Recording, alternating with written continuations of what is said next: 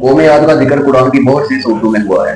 कौम आद हज़रत नूह अलैहिस्सलाम की औलाद में से कौम थी, जो कि बहुत ही ताकतवर कौम थी, और ये अरब के इलाके अहकाफ में रहते थे। इनके जिस्म बहुत ही मजबूत और लंबे थे। कुरान में आता है कि ये लोग पहाड़ों को तराश कर उनमें अपने घर बनाते थे, और ये लोग जमीन में अकड़ कर चलते थे। इनमें बहुत गुरूर था कि हम तो बहुत शान वाले हैं, हमारे पास बहुत इल्म है। लेकिन इनके पास सब कुछ होने के बावजूद ये अल्लाह को भूल गए और बुतों की इबादत शुरू कर दी। अल्लाह ने इस कौम की तरफ हजरत हूद अलैहिस्सलाम को रसूल बनाकर भेजा।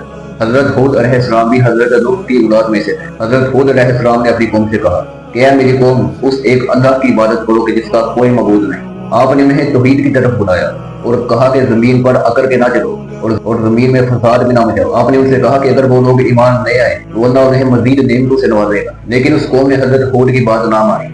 आखिर में अल्लाह ने इन पर सख्त तरीन अज़ाब नाज़िल किया। कुरान में आता है कि अल्लाह ने इन पर बहुत ही सख्त और शदीद आंधी भेजी, जो मुसलसल कई दिन और रातों तक चलती रही। ये हवा इतनी खतरनाक थी कि ये हर चीज को उखाड़ कर फेंक देती। आखिरकार वो पूरी की पूरी कौम ही तबाह और बर्बाद हो गई। सिर्फ हजरत हूद अलैहिस्सलाम और वो चंद लोग जो कि उन पर ईमान लेके आए थे, वो बच गए। इस कौम से हमें ये सबक मिलता है कि ताकत, दौलत और शान शौकत हमें अल्लाह के अज़ाब से नहीं बचा सकती। अगर कोई इंसान गुरूर और तकब्बुर करता है अपनी शान शौकत पर, तो हो सकता है ना उसको थोड़ी ढील दे, वो और जितना गुरूर और तकब्बुर करना चाहता है कर दे, हत्ता कि बुराइयों के इंतहा तक पहुंच जाए।